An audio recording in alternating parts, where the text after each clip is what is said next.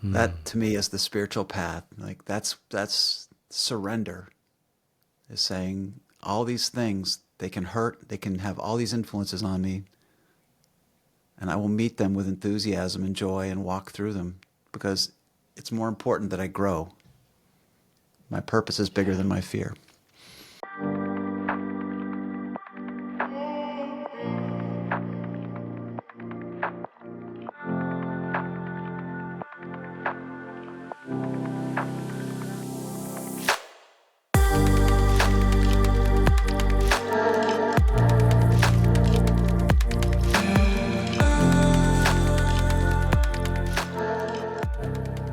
Hey everyone, and welcome to another episode of Going Out Looking In, the podcast where we're exploring the human experience through conscious conversations. My name is Maxi, I'm your host, and today, I just wanted to say we're exploring, but let's first say today I'm back in the saddle for Going Out Looking In after what was sort of like a winter hiatus. I have been offline for weeks, if not months, offline from doing the podcast, and I know it's been a while, and it's a ever, like I've mentioned that previously, an ever evolving relationship with the podcast. And I've been traveling to Guatemala, I've been traveling to the US, and just settling back into my life here in Germany, getting back into the working routine, really setting intentions for 2025. You know, the Gregorian calendar is not really accurate in this way, that it's the official start of the year. As we know, that comes in spring when really everything is renewing. But I do feel that it is a very potent time to get clear on intentions and goals and ambitions that we want to carry and that I want to carry into this calendar year. So I've been deep into this process really, and it became clear to me that Going Out Looking In for me is more than just a podcast. And that's why I, under the umbrella of Going Out Looking In, am offering a variety of different things, right? So the podcast is obviously one thing, but then I'm doing a lot of men's work, both offline and online. I have a group that I really am holding on a monthly basis here in Bavaria. I have several online groups that I'm hosting. I'm doing one-on-one coachings, and I'm also having the very big event coming up in September. I'm going to be speaking about this after the introduction of today's guest, but basically I just wanted to let you know that I've been really working on like getting clear on what it is that I want from Going Out Looking In, and also like coming into the space of the podcast with like a good intention and like full focus and inspiration when I come on, when I have something to say, when I have something to share. That's when I want to come online. That's when I want to share an episode. That's when I want to reach out to people. But like this, like monthly, or like not monthly, I mean, I did it weekly, right, for nearly 2 years. And that has been an incredible journey. I've learned so much, and I had really like a big focus on the podcast. Now it's sort of like widening, and the podcast is just one vehicle that I'm using to like express myself, you know, and I guess it's just important for me to share with you. And whenever there is coming an episode, you will know that this is really coming from a place of like, wow, I really, really wanted to speak to this person. And I feel like this is a very valuable thing that I want to be sharing with you. So thank you either way for sticking with me and for listening all this time. And now let's move on to the introduction of this episode. Now, today I'm speaking with Tim Davis. And let me pull this up here. Tim and I have met at the Temple of the Universe 2 years ago during my first visit there, and also last year, which is just a couple of weeks ago, during my time with Michael Singer once again. And that is because Tim and his wife, Stephanie, have been living on temple grounds for more than 30 years. Tim is a spirituality-based coach. He's an author. He's a seasoned mindfulness practitioner, and he's actually using Michael Singer's teachings as a foundation for his very own coaching program. He wrote the book Living and Working with the Untethered Soul, which also again features the teachings of the untethered soul and puts it in a practical context, a workbook that you can really apply your own reflections on and work with these teachings and integrate them into your daily life, reflect upon how are you in the world, and also, as Michael Singer says, are you living from a place of surrender?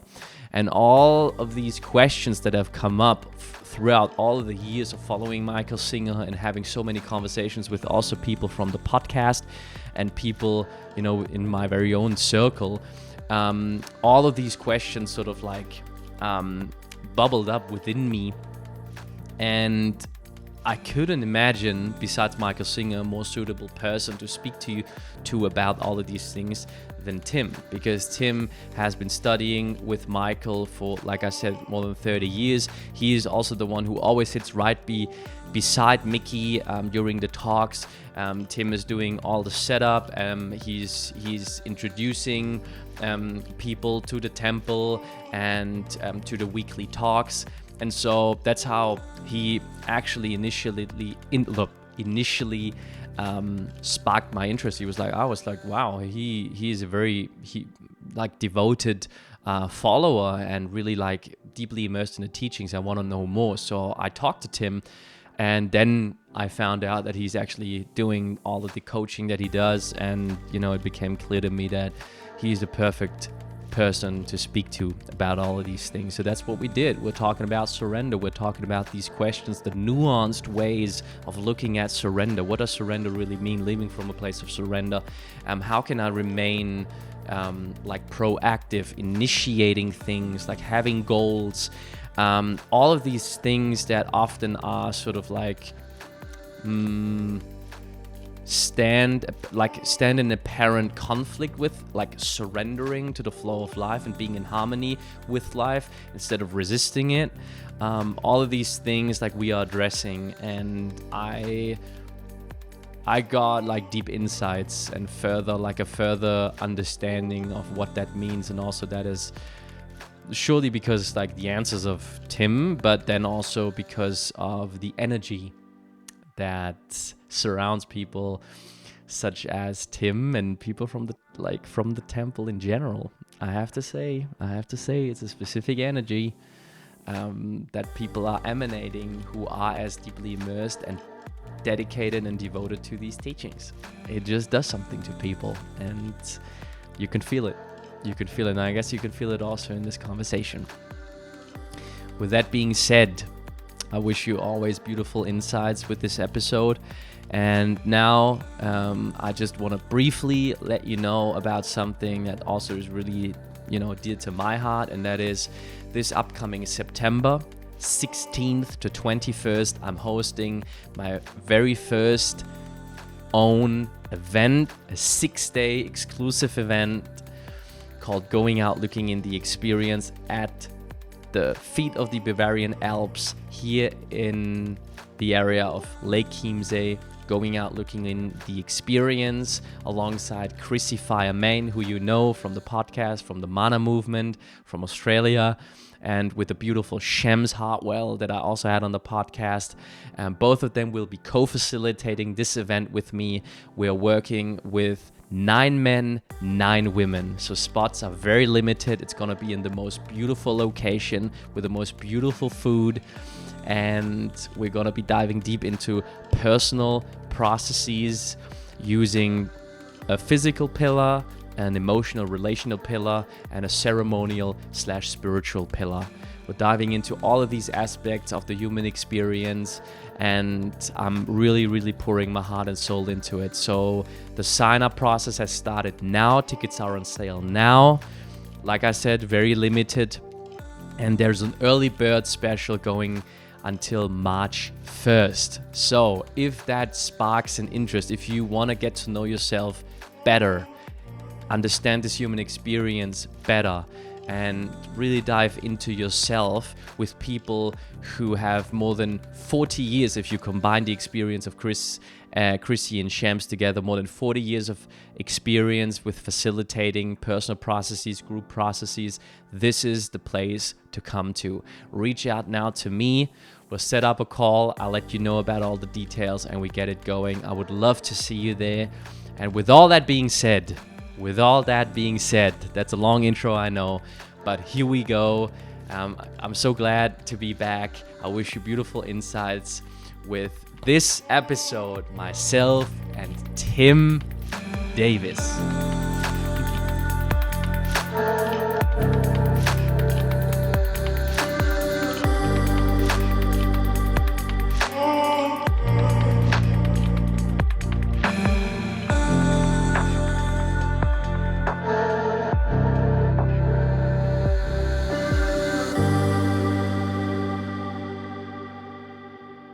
So, me personally, I always like to have both feet on the ground.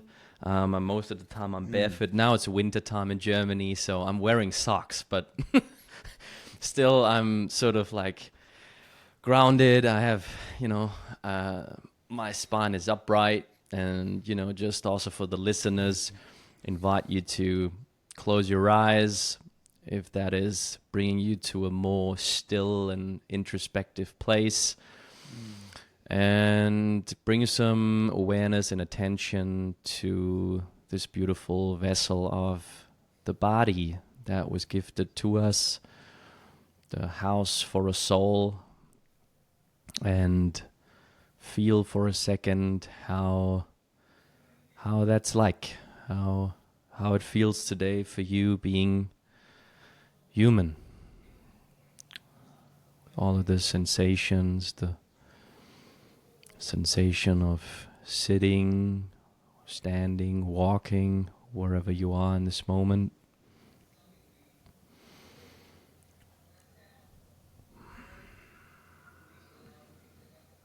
And then inviting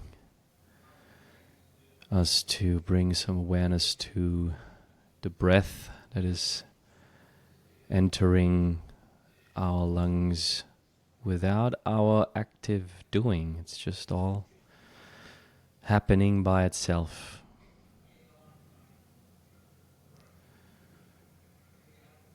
See how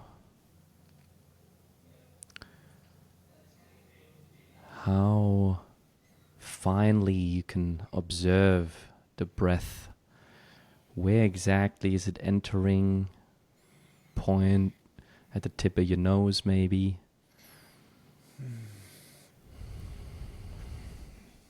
Where does this air from the breath, where does it go? Like, follow the journey through your nostrils, down your throat, into your lungs. And maybe you can even observe it going even further down to the tummy. Nice belly breath.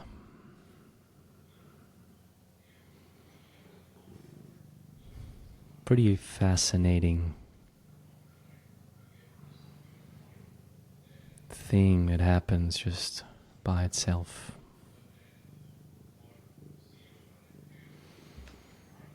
And with that being said, I invite us to take 3 breaths together.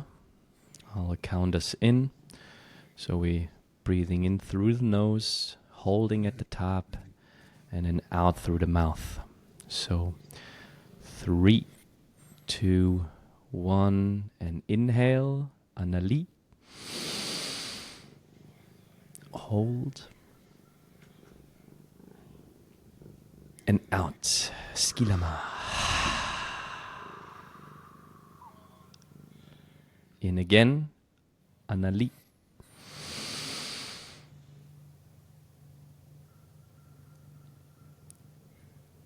Skilama.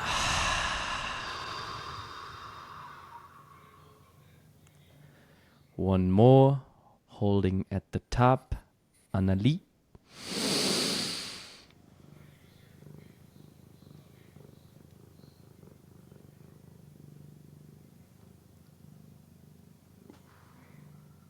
And let it go.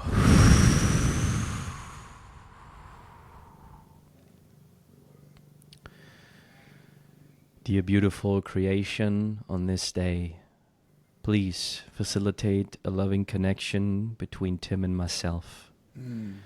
Guide our tongues so we can speak what needs to be said, so we can hear what needs to be heard, so we can share with an open heart, with respect from a place of love, with reverence to this life that has been gifted to us.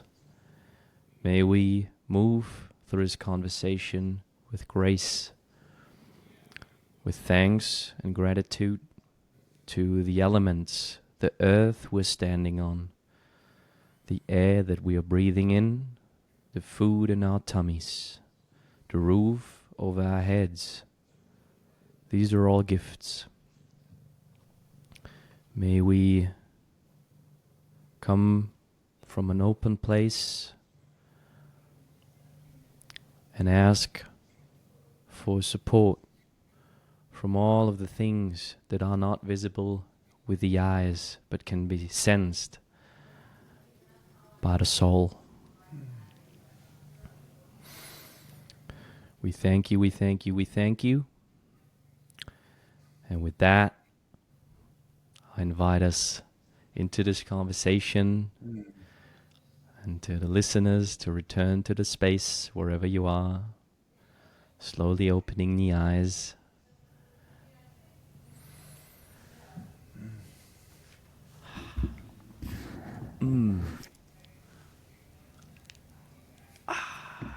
Yeah.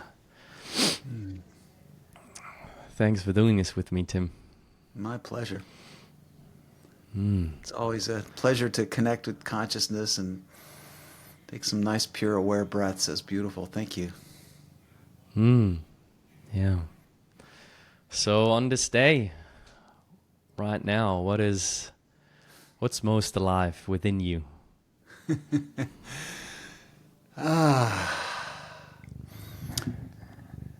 I'm feeling a sense of gratitude, Maxie. So, I live here at the Temple of the Universe, and we had our morning service, which was beautiful. Mickey led this morning. and then I came back and got to lead a guided meditation that I do every Tuesday morning, and fall into the space with you. And as soon as we started meditating, my cat just he picks up on the energy. It just came with full purr force visiting. So that's a beautiful sensation. I feel, and in my guided meditation, as I know you do too, we're really opening our awareness to this shared energy, the non-duality, right? That we are just energy. And celebrating that space, it just seems to bring everybody together, and including little cats. Yeah, right. Is there like a bodily sensation or feeling that you can sense when you're in that space? It's when it's at its best, all right? I just feel like I'm this orb of energy, right? And there's just this little spot, this little point in the back of just kind of looking out. And it's not really bodily based. It just feels just some awareness, right? Just kind of looking out. So there's not as much, body awareness as there is just conscious awareness when it's at its best. Right. That's beautiful. That's really How about you? deep also.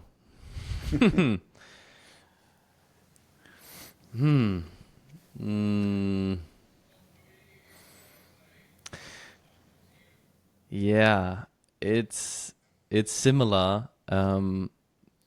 So I mean, Mickey definitely ignited and started kickstarted the spiritual journey for me. So I'm like, his teachings are definitely like super foundational to how I view the world and how I experience myself through the teachings. So I would definitely like support everything that you just said. I feel the same way. And then there is some other influences by people such as Sam Harris, for example, and how he guides through meditation. And what I really resonated with when it comes to the bodily sensation in meditation, for example, is this notion of like observing where my head is and where the center of my thoughts are originating from, and to really investigate that and contemplate that and stay with that. And over time, I just basically, I don't know, it's just for me one of the most fascinating things to witness that my head doesn't really end or begin anywhere. You know, this field of awareness in meditation is this open field. So also, like, even when I'm having my eyes open, like, and I'm moving my hands from the, like, in front of my head to, like, to the back, like, where do these hands basically go? Like, they merge into this field that I'm sort of like being in the world out of. Like, it's just this open space. So I really love to investigate this bodily sensation of like locating my head and the origin of my existence, so to speak. Yeah, that's how I would answer that question. Cool. If that makes sense. It totally does. Yeah.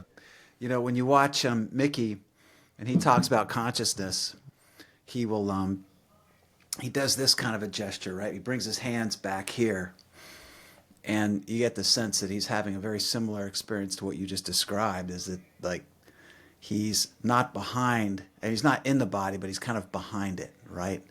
And from this state of witness, like this becomes the origin of where you are perceiving your existence, right? And then it's taking place in your body, and then beyond that, in the external world, as things happen to you, and like, you know, life is happening. So you've got this almost like back row, you know, seat view of all this happening. And that's really the purpose of meditation, is to have that seat of witness. And in its most beautiful and rich state, it brings this profound connection with everything that's happening, right? It's not at all about disassociation, but it's about allowing the distractions of ego and our perceptions of good and bad to just be dissipated and just be with actually what's happening, as opposed to evaluating everything that happens in terms of how it's going to help us or delay us or be good for us or bad for us, or just a sense of we're just experiencing it. So yeah, I love that. That's what happens when you get back there. You have a little bit of distance between the witness and life happening. Some have called it, or liken it to like the being in a movie theater, right? And knowing that the projector's back here and what's projecting is in front of you, but you're not kind of stuck in it. You're watching it happen, so that within that space, you can, as Bruce Lee would say, be like water, right? And be able to connect with it in a really completely engaged way, as opposed to being distracted by judgments and fear and doubt. Yeah. I mean, we're right into it already now. Sorry. That's beautiful. I love it. That ties into like some very big questions that have been with me on my journey, and as I've been sort of contemplating surrender and like Mickey's teachings, I get the feeling that many people share the same sort of like questions and come up with the same sort of like and at the or we come to the same crossroads basically, and it's like, okay, where do we go from here, you know? having like understood the rough setup and the foundations of what it means, to Mm. be in this vessel of, the body and being human. And then we understand the concept of the witness and, witness consciousness, Right. um, and how to basically combine that with the worldly life. So having said that, and like we will dive deep into this, I'm firstly interested in like just hearing a little bit about your journey, also from a worldly sense, and then maybe if there was a transition, or like a harmonizing of like a worldly life, then growing maybe into the spiritual life, moving to the temple, being at the temple for as many years as you have been now. Yeah, I would be just very curious and open to just set up a space for you to share a little bit about that. Sweet. Yes. So what I'm going to say is that, like, one of the sort of foundations that you laid in in the way you asked the question is of spiritual life versus, real life, world life, whatever. And I think even as a child, I didn't have like a lot of religious background, right? But the little bit that I had, it like there would be all this discussion about how God is omnipotent and omniscient, and that led me to really believe, like, how is there a difference between a spiritual life and a worldly life? Like, what does that mean? Like, is there really a difference? And I firmly believe that there's not. Like, that everybody is on a path. However it is they wish to describe it, that's what's real for them, and that's what's real. But as you evolve, you start going deeper and deeper. And whether you call it God, the quantum field, your Buddha nature, the life force, living force, you end up in some kind of a place where there's something bigger than you guiding everything, right? Like, you just happen to be kind of a participant in this continuum of human experience and existence, right? So that's always fascinated me. And even as a child, like, I just like had this sort of worldview that I was born in a place and a time, and I could have been born in any place and any time, and I would have to kind of deal with the ramifications of that. So that's like that's a foundational understanding that somehow became real for me at some point, and I find that pretty useful, As a child, I grew up in Vermont, right, in the United States, and it's way country, right? It's like it's the mountains, right? It's in New England, so it like has kind of an Englandy kind of a feel, and it's very rural. I went to a public high school with less than those grades 7 through 12 for 3 towns, and there was less than 200 kids in the school. It was very rural, very rural, and that was like a really awesome thing for me because I got to ski, right? I got to go skiing. I got to play on sports teams. I got to just have a really full, nice. I got to live in the woods and run around in the woods all day, and it was really amazing to get to kind of experience that. It's the sort of unprotected childhood where your parents just kind of open the door and out you go in the morning and come back at 6 o'clock at night for dinner, and you're on your own. And so that was really beautiful. And I think that really was foundational in shaping a connection with nature, right? Because I would just go off in the woods all day by myself and just hike around and just sit in the woods, wade through the rivers, do whatever. And at some point, I think I was like 10 or 11, we went to the doctor, and he found a tumor in my chest, like just a little growth. It was not a big deal, but they said, yeah, we're going to remove it. It's not going to become anything probably. But so they did that. And what happened was, at that young age, I had an out of body experience in the operating room. And I can remember, like, they put the gas over your nose, right? Just like when you have any surgery or anything, and they tell you count backwards from 100. And I go 100, 99, and then, like, before I get to 98, I was just out. And the next thing that I was aware of was leaving my body and looking down at surgeons and nurses, like sort of leaning over my body on this table. And I went up the corner of the room and down like that little, the juncture between the ceiling and the wall. And next thing I know, I'm going through this tunnel of light, and there's a Christ kind of figure at the end of this tunnel. And the thing that stands out to me, Maxie, was that, like, I felt incredibly at peace in that space, right? And it was like the most safe and amazing, like it just, I felt completely at ease, right? And I think that was really important in terms of shaping how I view whatever happens to us when we leave this mortal coil, as Shakespeare would say. That when we die, like that sort of took the fear of death out of me. And as I reached that figure at the end, like I was like, I'm ready to go. Like I'm ready to pass through here and let's see what's on the other side. And it seemed like pretty cool. And I was sent back, right? Just like, no, you're not done here. You gotta, go back. And I ended up kind of landing back in my body and becoming, like just a normal 11-year-old kid going through the stuff of an 11-year-old. And so that went on, and just life was pretty much at normal. Like I didn't even know that was an unusual thing or a usual thing. I didn't know anything. That was just a thing that happened, and there wasn't like a great context around that for me to kind of get lost in, which was actually really healthy, right? Just to kind of experience it and then move on, keep on going with life.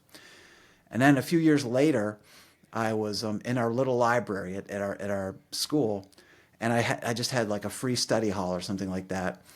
And I'm just poking around, and like this was a tiny school, man. There was like nothing going on there in terms of like, spiritual stuff. And plus this is back in the 70s, right? So there's just not a lot happening like that. And I found this book by Hermann Hesse called Siddhartha. Have you read Siddhartha? Oh my God. So I've for those of I've you, just read it. I've just read it. I just finished reading it a week ago. what a book, right?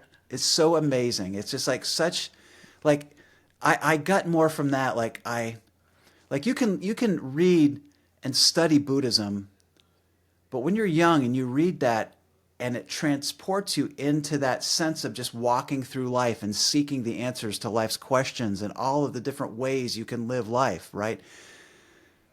It's just like, it's incredible. Like it shapes you in ways you have no idea is happening, right?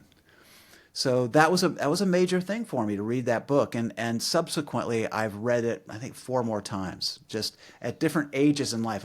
I'll be 65 here shortly, and every generation brings that book to kind of a different way of viewing the world, right? And different ways of seeing yourself engaging in the world. So that was really powerful.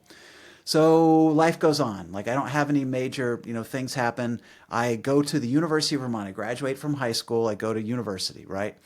And having been in this small town, I go wild in college. Like it's just like sex and drugs and rock and roll, the whole thing, right? I have never even had a girlfriend before, and I fall in love, and all this stuff happens, and it was an amazing experience. I really had a great time. But sadly, I flunked out. I flunked out of like, after 3 semesters, which is like a year and a half of college. And my girlfriend broke up with me, who I was madly in love with, and I was just at a really dark space, like really like not in a good space, deeply depressed. And I found a heavy duty Christian church, as we have here in the States. And it provided some guardrails, and it really provided me an introduction to Jesus and the Bible, right? Which was really powerful for me just to get to kind of learn that. And it was really a good experience. It was a difficult time, a really terrible, it was a good time, but it was a very, very hard time. And I went through this whole arc, a whole journey in this Christian church and in this kind of a container that existed back then.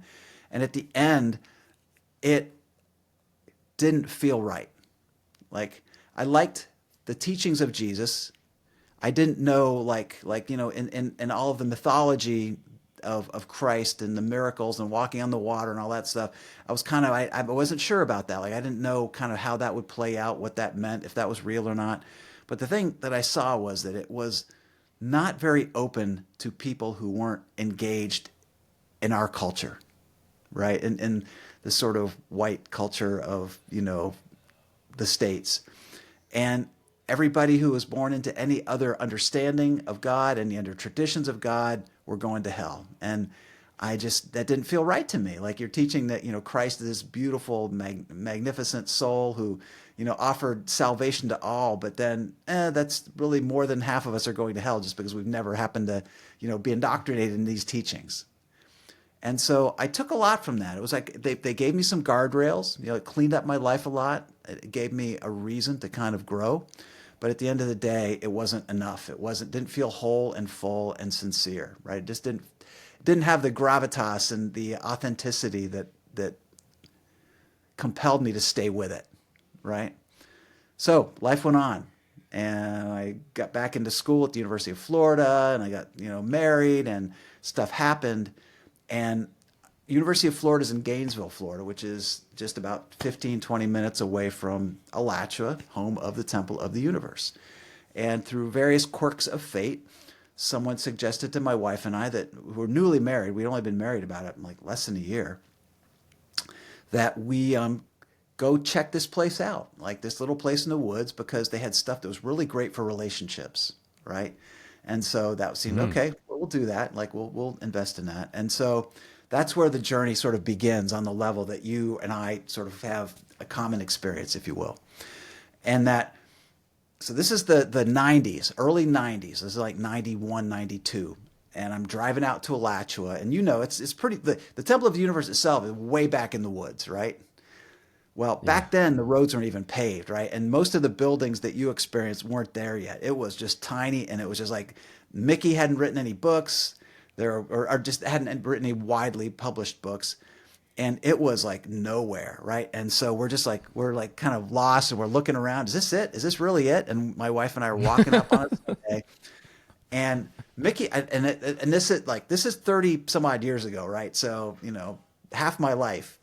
So my memory of this, which may be hazy, but this is how I remember it, is I walk up to the temple, and Mickey's on the porch, and I see him standing there, and he's young Mickey, like you know him as older Mickey, but he was a young guy, like he's probably must have been in his 30s, maybe 40s, but late 30s.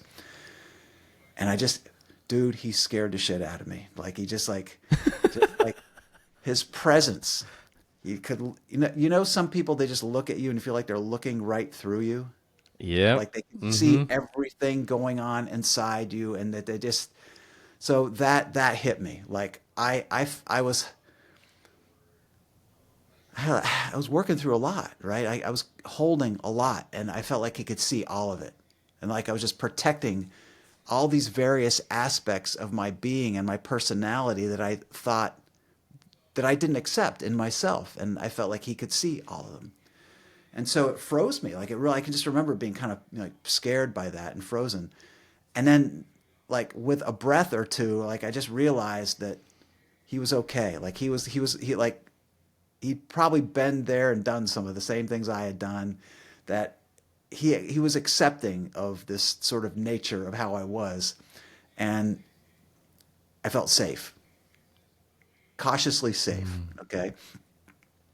So then I walk into the temple, and one of the things that had appealed or had been important to me when I was in this Christian church background was that, there was Buddhism, and there was Islam, and there's just all these different ways people had of relating to God.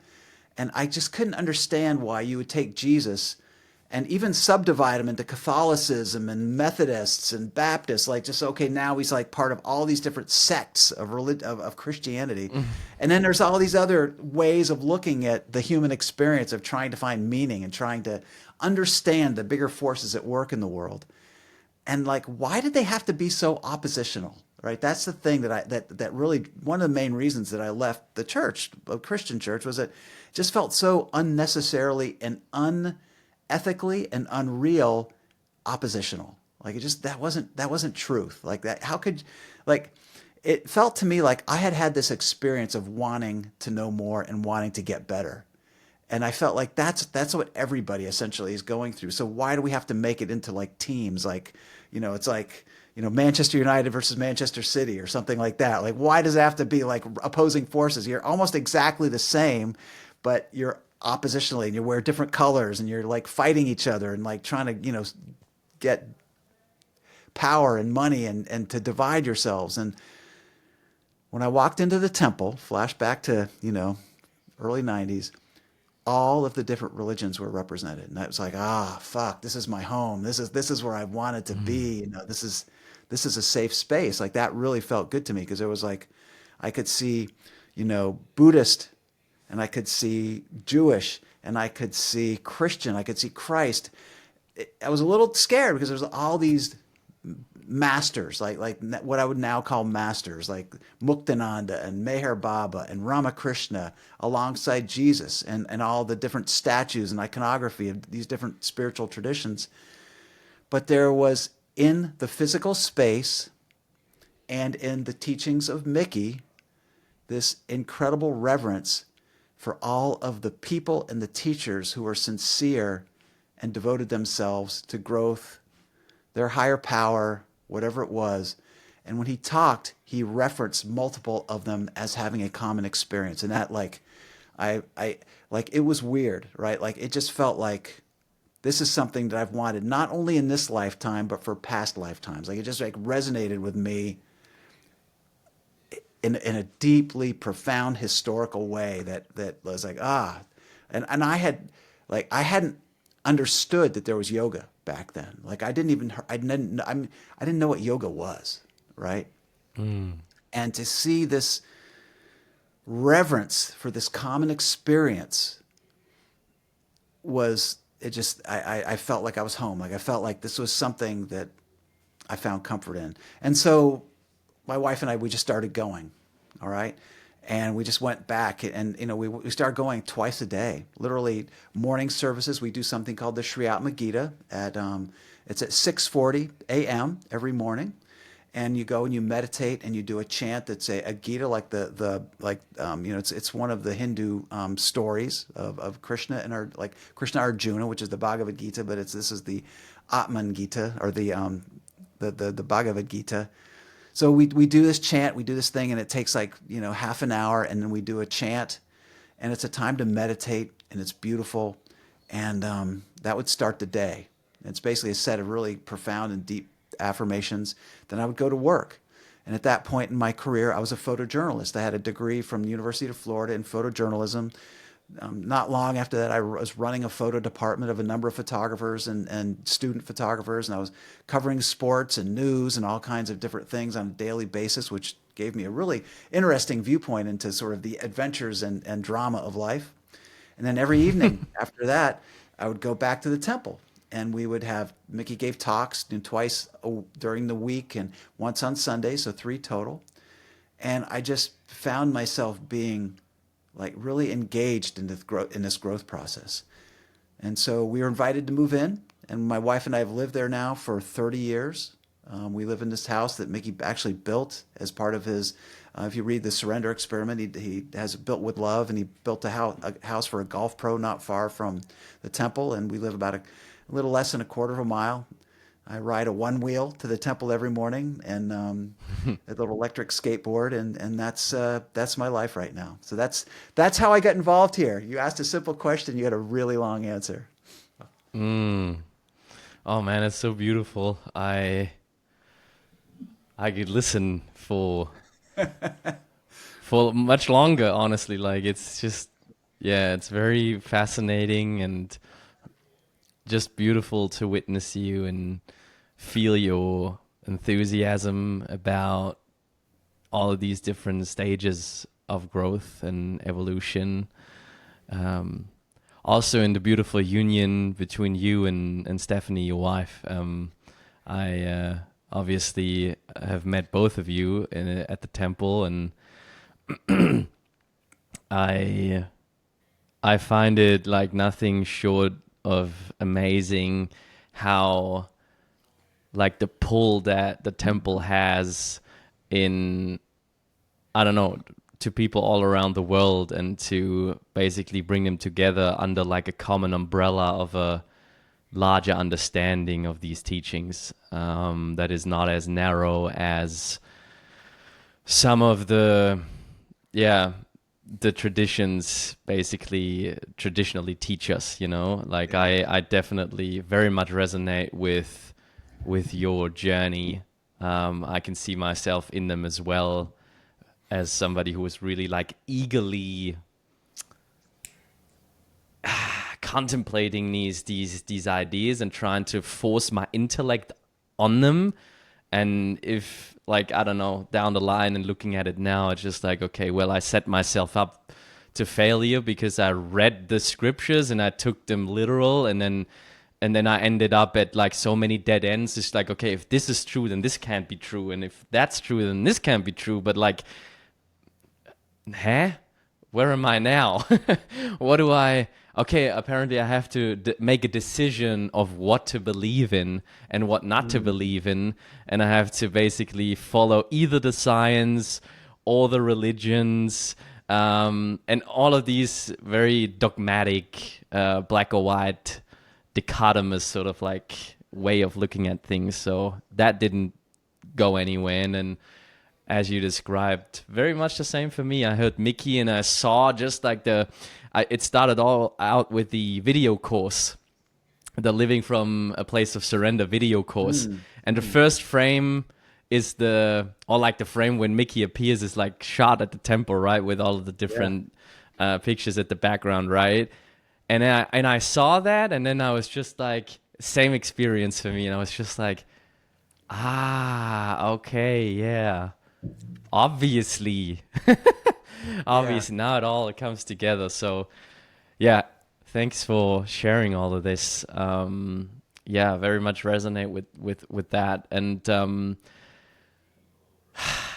so having said that, Tim, I would really love to go deeper into surrender and into living from a place of surrender, which, as far as I understood, is not only a cornerstone of obviously Mickey's teachings, but also of your very own teachings and the coachings that you do. And maybe if I just formulate it in this way, maybe also part of like how you live your life, how you approach life. So I guess, like, what does living from a place of surrender mean to you? So we're all doing our best, right? But there's room for improvement. We all have little bits and pieces of our personality, the traumas that have happened to us, the difficult things that have taken place, the conditioning that's come from influences early in our lives. We feel pain, we find ourselves having difficulty navigating a crazy world, right? And I would like to propose that the point of all spiritual work is that we find ourselves being comfortable and effective and even happy, no matter what life circumstances bring to us. Okay? So when you take a concept like surrender, it starts with being okay with where you are, right? Like, just a sense that this is where I am. Like, everything that I've done in life and all the things that have happened to me have brought me to this place, this body, this being, this health, this level of monetary whatever, this level of education, this family, this relationship, and just accepting that. So surrender isn't about any form of giving up. It's about releasing resistance to life as you are currently experiencing it, right? So I start there. And I like to point out like other philosophical and religious teachings that have been proposing that for a long time. Like the Stoics. Are you familiar with the Stoics, the Greeks? Yeah. Yeah. So one of them is, and I think this is Marcus Aurelius, but there was a number of them. They were all pretty bright people. They have this concept called amor fati, which is loving your fate. Just love love where you are, accept it fully. And that's almost even a more aggressive form of surrender, where not only do you just allow it to be real, but you love it. You say, this is the right stuff for me. I'm exactly where I'm supposed. This is where I'm supposed to be, doing what I'm supposed to be doing. So that's the start of surrender, is saying, this is where I am. I'm not a victim. I'm not, some weak little being that has no control over my situation. I may have some difficulties with what's going on in life, and other people may have influences of how I operate or whatever, but I can accept that. I can accept that this is where I'm at, and I will accept that I have the ability to grow within any situation I find myself in. And within that sense of growth, change happens, and the externalities start to change around that. So, we're accepting where we are, we're loving who we are and what we're doing, and we're turning to the most profound and sincere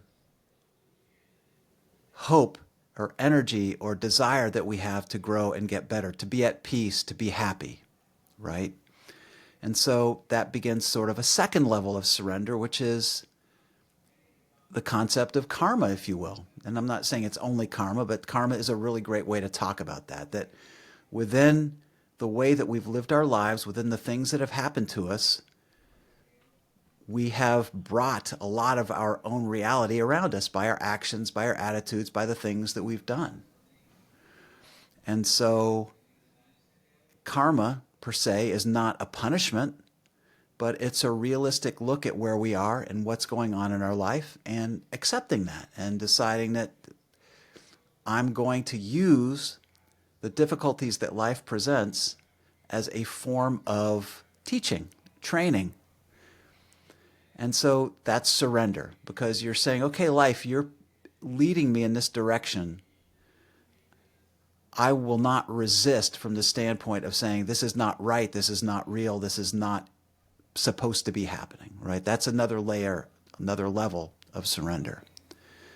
And I want to throw in some reality around that, is that within that space, we are autonomous, that there will be people teaching us and people guiding us, that we're creating our own relationship with our higher power, with whatever the world is, whatever is important to the quantum field, whatever it is you feel is responsible for all the things that are greater and more powerful than we are, that led to this creation of this universe and this world. Something's happening that's bigger than we are. And that our job is to open ourselves to that and accept whatever comes to us as training, as teaching, as sandpaper, the sandpaper of life, if you will. Yep. And so we make a choice to grow within that. And so surrender doesn't mean that if you see injustice or people abusing other people, that you let that happen. Sometimes your dharma, your responsibility of life, is to surrender to that need to help people or resist, if resistance is a thing. If there's injustice happening, you have a job to work with that. If you see somebody by the side of the road with a flat tire, then surrender and go help. So I'm going to pause there. I could keep going, but I want to see. Does that make sense to you? Absolutely. It makes total sense. And like it resonates deeply with me. And there's certain stages in my life, and I know of the people who are listening, like there's the context of the podcast is, and because I started this out like with a very small audience, and most of them, because from the beginning on, I talked about Mickey's teachings and surrender like in depth. So those are all things that really, really resonated all throughout my journey with me. And it gets very interesting then at like the nuances. So I feel like what you've just mentioned, that's like the part where it gets really, really interesting. The discernment of like what is surrender, what is resistance, what is forcing, what's ego, and to differentiate that and to sort of like find the discernment within you, within oneself, to, come from a place, that's how I understood it, come from a place of like love and fullness instead of lack and neediness. that is basically can be a goalpost that you can slam into the ground, that can, or like a north star that you can orient yourself Yeah. at, that helped me. But still, I'm sort of like drowning here and there. So Yeah. basically, putting that in a question is like a little bit sort of um, like how does surrender combine then with like being proactive and being initiating things and like setting goals and having personal ambitions, which, I know it can be combined with like surrender and like doing things for the wrong reasons and for like reasons of the ego. And where does it basically clash with the idea of like, no, I'm actually putting too much of my personal sort of like will upon something, trying to Mm. make it happen? So yeah, I would love to hear what you think and feel about that. Well, that's a beautiful, beautiful question, a beautiful framing. If we were to take the example of our life's work, right? Like that can be either driven by ego or driven by service, right? And there is definitely a dharma, right? This Mm-hmm. responsibility that we have to earn a living and to support ourselves. And if we have a family, then we need to participate fully in that by, with our partner, creating the right amount of money to have food, shelter, clothing, do whatever it takes to create the opportunity for our offspring to be happy and successful, to become participating members in society, whatever that looks like, wherever that may be. And so we have this relationship that we have with money and the world. And so the surrender is to just accept that, right? That's the truth of the world. It's always been that way. We need to support ourselves. Every society has a different way of handling that, but largely, there's some need for that and everywhere you go, whatever age you've ever been in. And so then the surrender is, well, I've got to find a way to do that. What are my skills? What are my opportunities? What is my personality type? What am I good at? And you take all of this stuff that's real and you look for where life leads you, which is the middle path, if you will, this sense of being pulled or drawn in a direction. And it's largely the path of surrender is allowing life to kind of pull you in that direction. But at the same time, like you got to be fully energized to do this, right? Like if I were to make like a distinction, when you get sort of stuck in these decisions about do I do this or do I do that, the best way, the best rule of thumb is to look for something that's personally satisfying, that's a personal need versus what the universe is offering you, what seems to be best for the universe, if you will, and your role in it. So if you find yourself not wanting to work, you have to explore why that is. Like what in me doesn't want to do that? What am I resisting that doesn't want to engage in some way to be of service?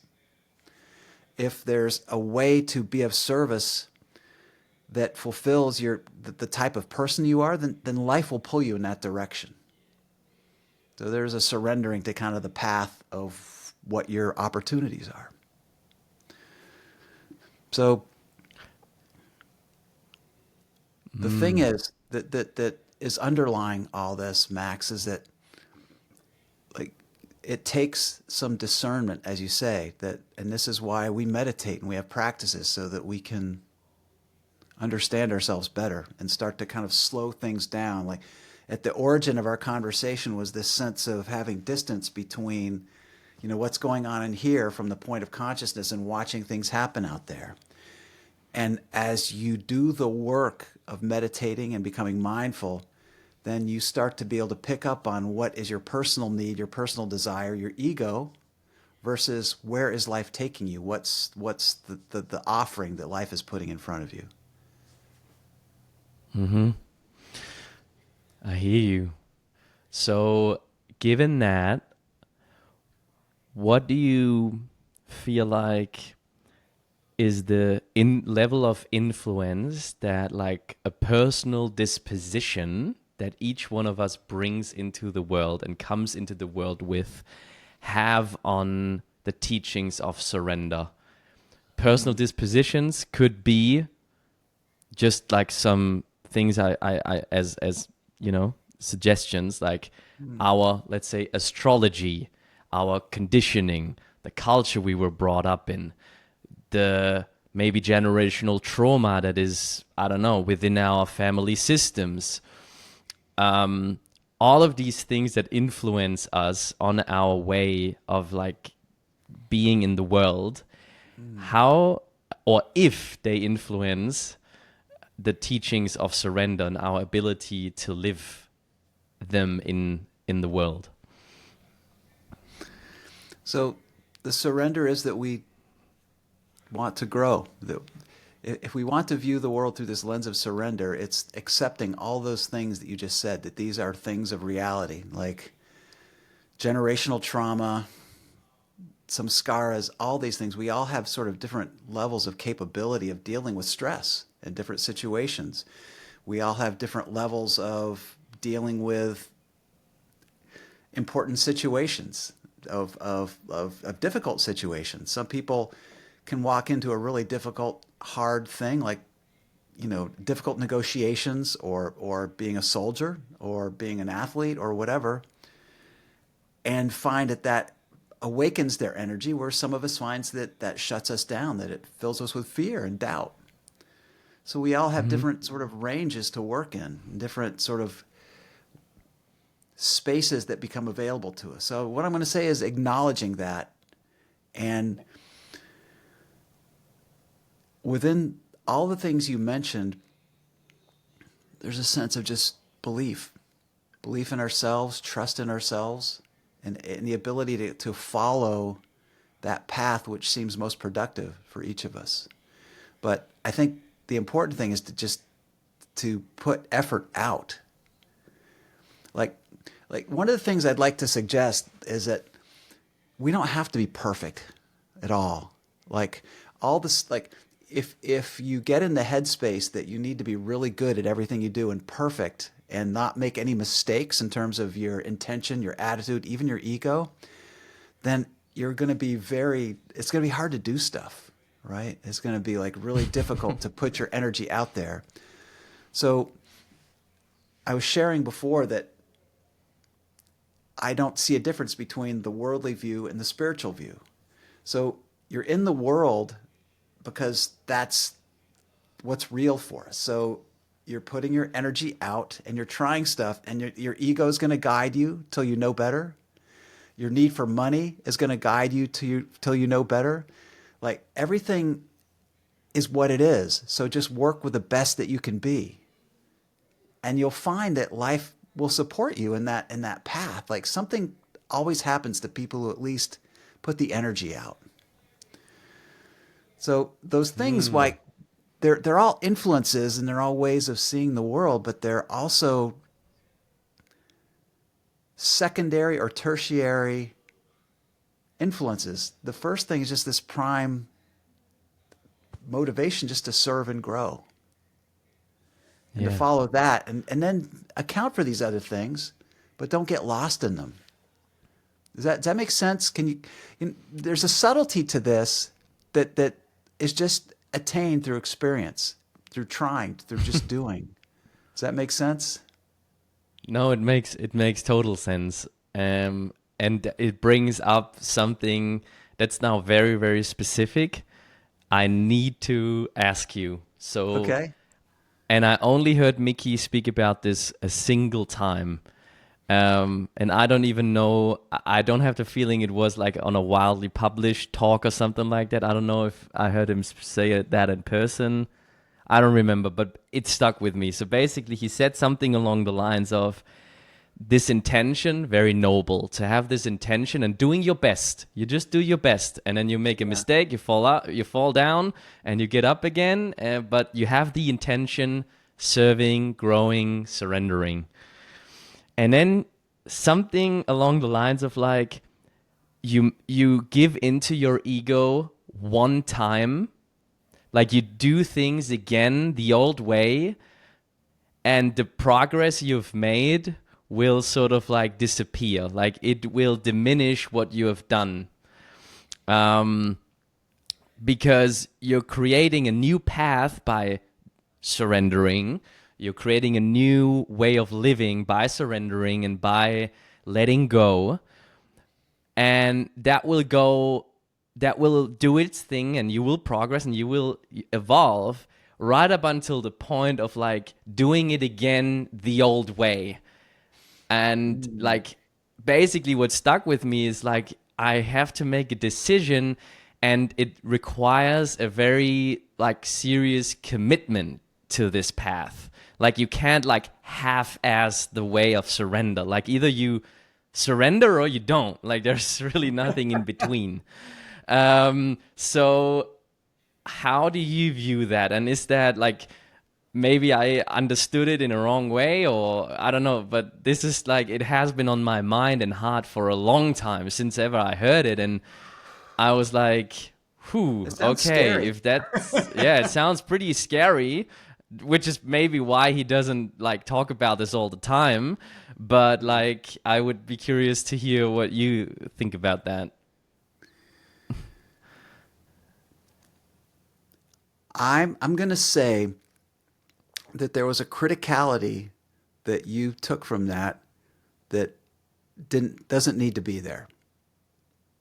Here's what I'm going to tell Okay. you. Here's what he says on a weekly basis, and even like the three he speaks 3 times a week. He probably 2 out of the 3 times he'll say this, that you doing the very best you can is a holy thing, right? And so when you talk about being motivated or guided by your ego, like that's your whole process is about learning to identify your ego. It is like learning to see it in more deep and more profound ways. So Mm-hmm. your spiritual practices will open and reveal your ego to you as time goes by. But when you're first getting started, you have no idea what's ego and what's not ego, what's Mm-hmm. personal and what's not personal. And so your desire and willingness to face that is where your growth comes from. So I'm going to say, don't worry about it. Like, if you, there's no expectation that you're going to have this moment of surrendering and that's going to be it for the rest of your life. You're never going to face difficult aspects of your own being ever again. And life is going to be this like thing that just lays down in front of you. And because of the power of your surrender, everything's going to go smooth and beautiful. And you're never going to have any emotional difficulties or, problems. No, like problems, as Mickey says, problems are the nectar of life. Problems are the things that help us to grow. That's what karma is, right? It's so what I'm going to say is when you surrender,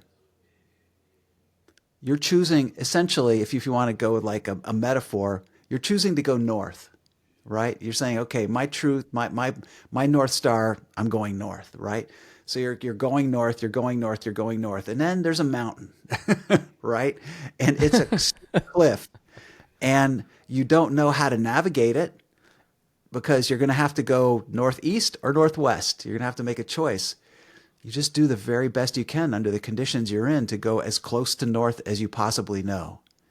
And life will guide you back to your true north when you're ready, when you're ready to let go.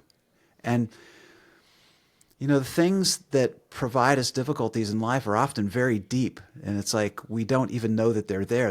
We've been conditioned to think that that's actually how to succeed in life.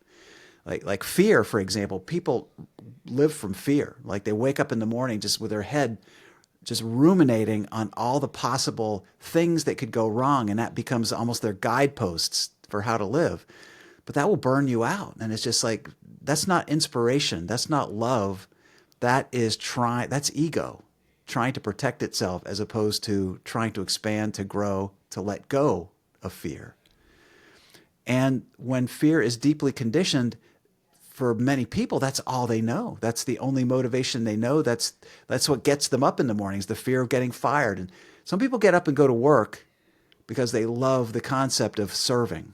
Some people get up and go to work because they're afraid of getting fired and not having a job and not having, and when you're just getting started, it doesn't matter. Like, do the best you can. Like, there's going to be a mixture of both. Like, on some days, it's going to be fear that gets you out of bed, and some days it's going to be inspiration. And that's fine. Just go to work, right? Do the best you can to get there and serve. And as you surrender, the fear will be brought up and pointed out, and you'll learn how to release it. That's what surrender is that sense that you don't have to be perfect. You just have to do your best, that life is helping you to see it. And when we have difficulties and pains, that's how we know it's time to work on something. Yeah. Thank you. Thank you for sharing. If I could just, I have to, yeah. Well, so the thing that, like, don't get lost in these little details, right? Like, you're starting to break things down into really fine points that that are really difficult to use in a constructive way. And you only have to get so much right in order to live productively and happily, right? And it's like, if you're learning how to play a guitar, it's like you don't start by, playing really difficult guitar music. You just play chords. Just get, like, my finger goes here and I strum like this. When you're getting started, that's what progress is. And that's what it means to grow. And if you get too caught in these details and overthinking, then it takes all the energy out of it, right? This should be fun. Like, honestly, this whole spiritual path should be an adventure. It is an adventure. It's a path. It's an adventure. It's a roller coaster. And roller coasters are fun, It's so watch for that overly detailed thinking. Okay. So I'll pause. Thank you. No, thank you. That's so beautiful. And yeah, I just wanted to say that I have to also differentiate and sort of tune back into sort of my role within this conversation, because I know that many of these questions are questions that are a mixture between my own experience, but then also what I've heard other people ask. And also for this specific conversation, for example, with speaking to you and someone who is like that deep into the teachings, when preparing for it, I was like, okay, I want to definitely address these things that like again and again have come up over all of these years. Because my personal experience is like, I mean, let me just put it this way. I have gotten such a much better understanding for when I'm in resistance with life versus when I'm in harmony with life. And like, I've shared this when I was visiting the temple just a couple of weeks ago, right? I was visiting the temple for the first time last year. No, now it's 2 years ago. We're already in 2025. So 2023, at the end of 2023, at a very pivotal time of my life, where on like the external life, I knew, and that I constructed my ego around, that was all falling away. Which in hindsight is the best thing that could have happened to me.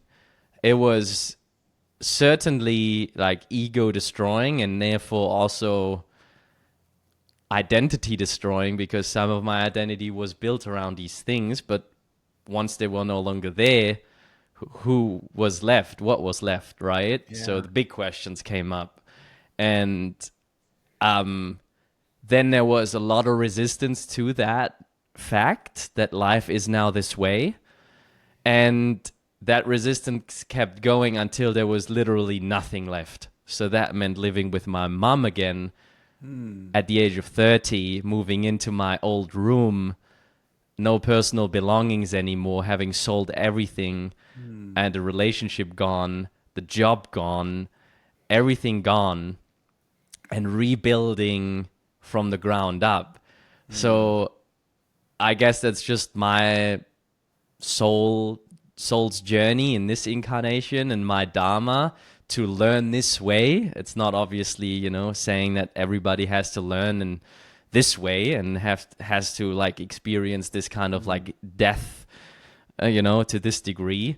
But as with Siddhartha, all of these different stages, contribute to the greater, like the whole, and so then going to the temple and like spending time, like Mickey was so generous. He spent like 3 hours with me one-on-one. Like we took a walk and he showed me around the grounds and medical manager and everything. So that was just like incredible. And in hindsight, just what I needed, and to make this internal decision of like, okay, yeah, I like all that's left of me, like I have to, or I want to give it like to God basically.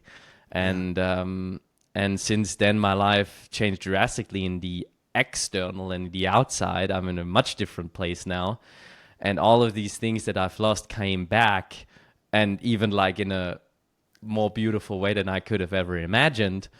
And now I got like a good sense, like I said, of like discerning, okay, when am I in resistance with life and when am I in harmony with it, And when I'm in resistance, I'm just like you said, it's experience. Now it tickled something within me that makes me go very like, I'm sort of like super like, then I'm activated because I'm super sensible of like the effects that this can have on other parts of my life, where I'm like, okay, I really don't want to tap into that energy longer than absolutely necessary, because like it sometimes I feel like I need to hit like this roadblock of resistance where I'm just like, okay, I hit my head, but that's not the way. All right, I go a different way. But yeah, I definitely would not have been able to see that and feel that in the way that I do now if it wasn't for these experiences. And so in these conversations, all I can do is like with questions, sort of like go through different scenarios and ask questions that maybe, represent the state of people who are listening. Because I just know that I was at some of these stages in my past, and still there will be so much more coming in the future.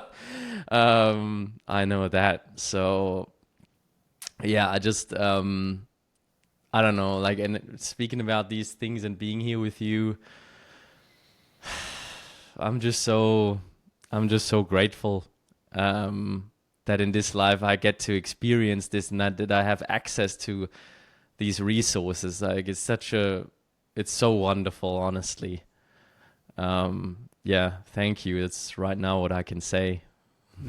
That's beautiful. I love your story. And I felt like that when you talked about moving back in, with your mom, and just, as a 30-year-old man, that like, that's how you learn about your ego, brother. Right? Like there's no hiding the ego when that moment comes in. No. And it's beautiful. Like there's nothing wrong with any of that. I mean, this is why we're born, to go through these experiences, and to, like, you think that you're the 30-year-old success story with a relationship and a house and the fancy car and all that, until it's taken away. And you start to go back to, wait, who am I really? Right? Like Ramana Maharshi in chapter 3 of The Untethered Soul talks about, who am I? Who am I? And you peel away all of the things that are of the material world, and you start to go deeper and deeper and see that there's this sense of consciousness that's always been inside you and will always be there. And that's the core of your being. That's really the only safe space, because as we all know, money can be taken away, relationships get taken away, our houses, disappear, storms, wars, everything happens. But this place of deep security is really the only place where we're safe. So I love that. And like you get to see that it was all about just starting over. Just, okay, I've learned something here and just pick up and move on. And I've been through that a bunch of times myself. I've seen so many people go through that here. And to go back to the point of surrender, like surrender is feeling and seeing and experiencing the ego in that moment and saying, that's not who I am. This is really happening to me. This is what the reality of this situation. And instead of assigning the qualities of good or bad to that, you accept them for what they are and then start to rebuild from that place. Mm-hmm. Yes. So, Tim, I have another question. Given that I've met you at the temple and I've mentioned it previously with your wife, alongside your wife, Yeah. and what you were sharing earlier and your common story of like moving to Gainesville together and then traveling to Alachua and having all of these experiences together. I would just be curious on like hearing from you what how these teachings and how this way of living and dedicating your life to these teachings in the way that you have done, how that contributed to the union with your wife. Wow. That's a great question. We met like in the mid '80s, and it was sort of, just we were going to bars and hanging out and getting drunk together and doing stuff, and somehow we just kept seeing each other. Just kept. I would leave and go back to Gainesville. She lived in Maryland, and we would find each other, and so we got married, and okay, that's fine. Then we found the temple, and I like it. I think the thing that we both got from this time at the temple was that we are responsible for our own happiness, right, Maxie? Like so many people enter into relationships and feel like their partner's job is to keep them happy, to not sort of hit their stuff, like to and the nature of a healthy relationship is that you're going to trigger each other now and then. And emotionally we can trigger each other and still be in a safe relationship, and so once again, a relationship is about our spiritual growth. That there's this person that you're sharing your finances with, and you're sharing your house with, and you're sharing, your physical beings with, and that you're going to piss each other off, and you're going to have powerful things that you disagree on, and stupid things that you disagree on, like, where the salt and pepper shaker should live and all that, kind of stuff, right? And just the sense that you are willing to see your disturbance as your own instead of blaming it on the other person, right? And what you're trying to do is, like, this is a really great example of one of the sort of the rules we talked about earlier is of surrender is, am I doing this for a personal reason, or am I doing this for the highest reason I possibly can? Is this just something I want, that I need, that feels important to me, or is this really something that matters, so to speak, right? And just separating the personal from the impersonal is a huge step in that direction. And relationships give you a really strong chance to work on that. And I'll give you a really specific example, if I may. Mm-hmm. My wife has a lot of things going on, and as we both do. And on Saturdays, I like to cook, right? I like to make a meal, right? And so I would say, dinner's going to be ready at 6 o'clock. You're doing your thing, you're riding horse, you're doing, the stuff that you do. And 6 o'clock would come, and she'd still be at the barn or doing something with a horse, right? And I'd begin to watch, just like, mindfully watched how I would get really upset and pissed off at this time. Like here's an example of something personal.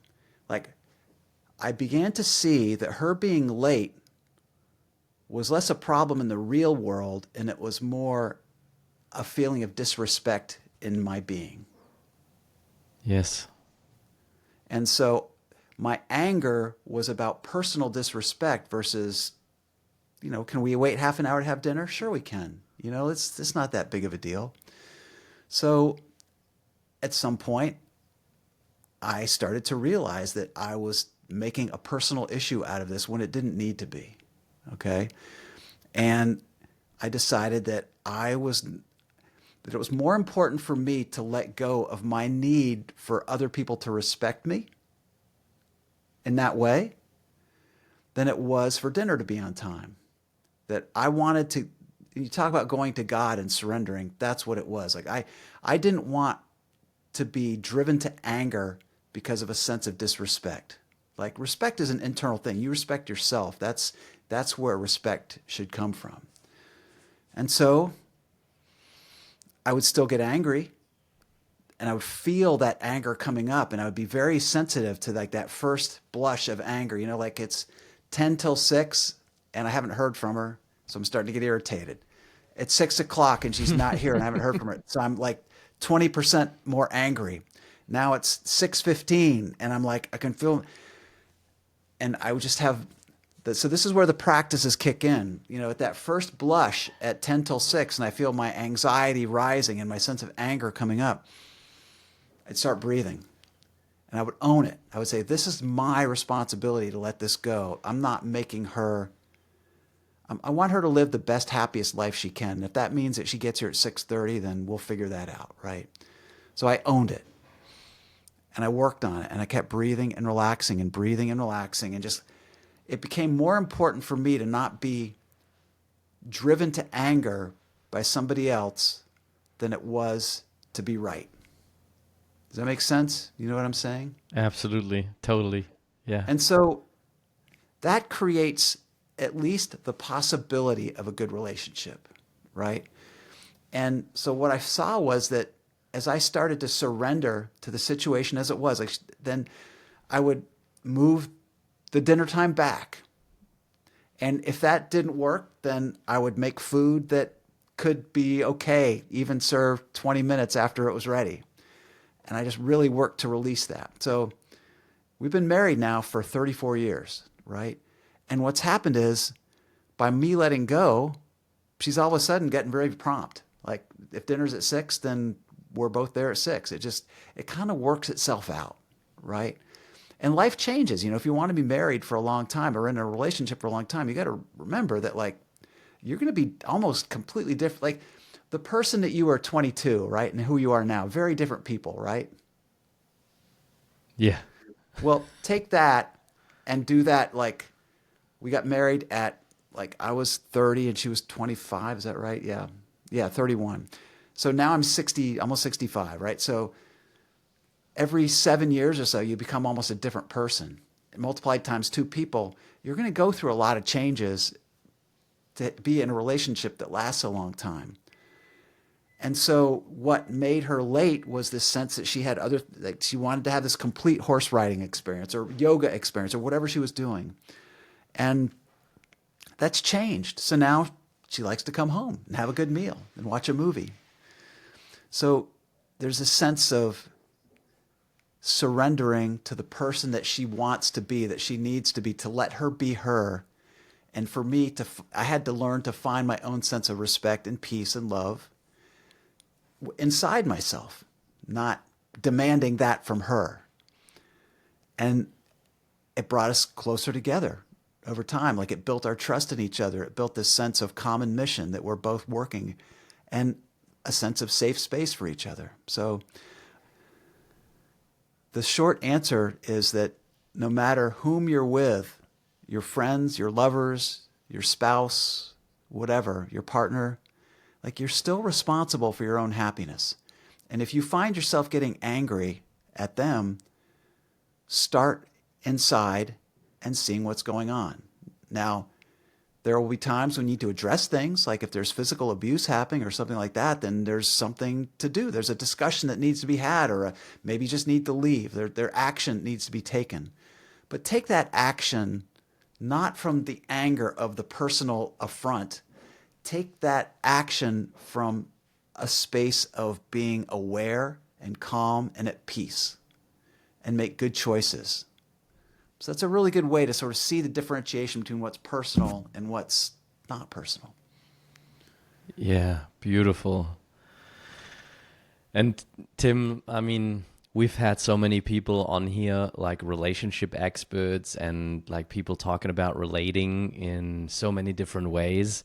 And it's just like the antidote, viewing it through the lens of surrender and through these teachings, as so much of like other things that are being taught right now to people, where it's all about boundaries, where it's all about standing up for yourself and for your needs and for your desires and voicing them and all of that. Like, it's such an emphasis on like doing that and like, basically, not settling for less than what you're worth or what you're like, all of these things. Right. All of these things, which are the complete antidote of like you said, first looking inside, pausing. Oh, so beautiful. The Gene Keys and Richard Rudd talks about this also all the time. Yeah. Pausing, and letting the power of the pause ripple through your being and see what that does, and coming from that place of non-reactivity to see what is actually truly left of the problem, right? Yeah. And so I very much resonate with that. And also while you were speaking, a lot happened for me when it comes to the relationships that I have, for example, at my work, where recently I had a couple of problems in differentiating like when to speak up and when to set boundaries and when not. And I feel like what you just elaborated on, because that's the interpersonal relationship between you and your wife, but I can apply that to a relationship with me and my coworkers, for example, on my team. Yeah. Like, am I feeling an urge to set a boundary or to speak up because of my personal irritation with this person and my personal ego irritation with this person? Or does that really help, in my case, the restaurant that I'm working in? Does it help the business? Does it serve the business in a productive way? Like, does that elevate the situation? Or is it just about me, defending myself or like cementing my place in this organization, It was just really helpful to me as well to hear you speak about that part of your life, but then transfer it to a other part, because like you say, this is all about, this is a life's work encompassing all parts of our life. Yeah. Beautiful. So I have a poem I'd love to read. I just wrote it yesterday. The Oh, common wow. Yes. the common theme of surrender is that you'll likely bump into some sense of pain, emotional pain, right? And that whole discussion is about not letting that pain be the thing that guides our choices, and instead let them be what takes us to our wholeness. So I'll read this. I wrote this yesterday, that I know so many people who are becoming deeply aware of their work. And sometimes when you turn all your attention to your letting go or your resolutions or whatever work it is you're doing, you start to become really aware of your shortcomings and the things that you're going through. And it's a great reminder to love yourself and to be patient with yourself as you're on this path, because, you'll have plenty of time to see the difficulties. It's important to celebrate them and to be okay with them, and to use them as guideposts. So that's what this poem is about. Beautiful. It's called The Heart Broken Open. On your way to your soul's greatness, you find the obstacle of pain, a sensation that this is a route to be avoided, a place you cannot go. But it is precisely this pathway that leads to the promise of who you are. The heart, open, bloody, and wailing and feeling like dying. The fire, that chasm, that broken vessel of lost dreams, broken promises, and desperation. That is the journey. That is the path. The heart finds you, not the other way around, and its healing is from its breaking open. It is the fertile ground of uncertainty and doubt where your wholeness grows. Your barren life starts anew when you walk into your fire. With eyes open and head up, you meet your darkness with love. Your purpose becomes greater than your fear.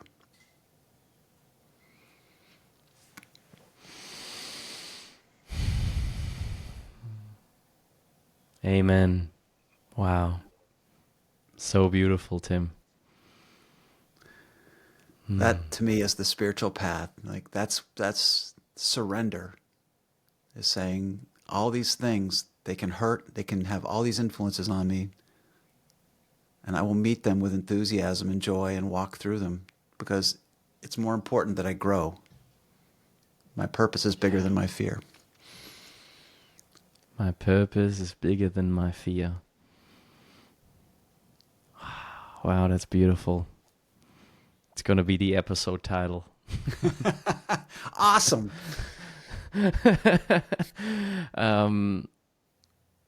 Brother, that was beautiful. Is there anything left you feel like addressing in this conversation, in this co-creation? I would, if I was going to add one thing, there's a lot of qualities that help you to grow, to become, as spiritually profound as every person is. But key among all the qualities, and you talked about them, like your astrological signs and different things you are, number one in the spiritual path is persistence. Just this willingness to keep trying, to keep feeling your way through. Ego will deflect your path sometimes. Fear will definitely deflect your path. No one gets through this life. This is your first time being a human as far as you know, and you're going to make mistakes, but your persistence will guide you through. So trust yourself and trust your persistence. That's it. That's all I got. Beautiful. Thank you so much. Yeah. Where can we find out about what you're doing when people want to be in touch with you? What's a good place to go? So I do some courses, and I've got a few going on right now. I'm helping in a Facebook group who's run by Francis O'Connor. It's I think Untethered Living Facebook group. I'm on Facebook at Tim Davis, and I have a website, timodavis.com. And I do coaching, spiritual coaching. I've also published a book called Living and Working with the Untethered Soul. And The Untethered Soul as a book is a narrative. And I have a history, a background in running a department that built training for the construction industry called National Center, NCCER. And I ran a department. So I took learning objectives and instructional design and applied it to the Untethered Soul. So it breaks down each of the chapters with learning objectives and some practices and just a summary that's a great supplemental reading to the Untethered Soul. You can find it on Amazon, Tim Davis, Living and Working with the Untethered Soul. Oh, yeah, that's beautiful. I saw that. Yeah, that's awesome. Thank you. Thank you for this conversation. My pleasure. That was beautiful. And yeah, I can't wait to hear how this one lands with people. I'll make sure to let you know. And I'm just super much looking forward to give you a hug in December 2025. Sweet. Come on down, brother. There's always a space for you. Yeah, I will. That's my part of my intention to be at the temple from now on, like every year for New Year's and Christmas. So yeah, I'll be there. Sweet. Exactly. Beautiful. Thank you. Hey, beautiful listener, you have made it all the way through. And I want to take a moment to say thank you. And you can do me an enormous favor. It's all I'm going to ever ask from you. And that is to go to your podcast app right now. And if you enjoyed the episode, give the podcast a 5-star rating. If you want to write 1-2 words or sentences, even more powerful, even better. Thank you, already in advance. And also, while you're at it, just click on that follow button, on that bell notification, so that you never miss a new episode. All of that just contributes, and it helps me to increase the reach of the podcast. That means I can attract bigger guests, and that means I can deliver more powerful episodes. So it's a tiny thing. I'm only gonna ask this little favor of you ever, not more. 10-15 seconds of your time, a couple of clicks, that's it. Makes a huge difference for me as a creator. So thank you so much.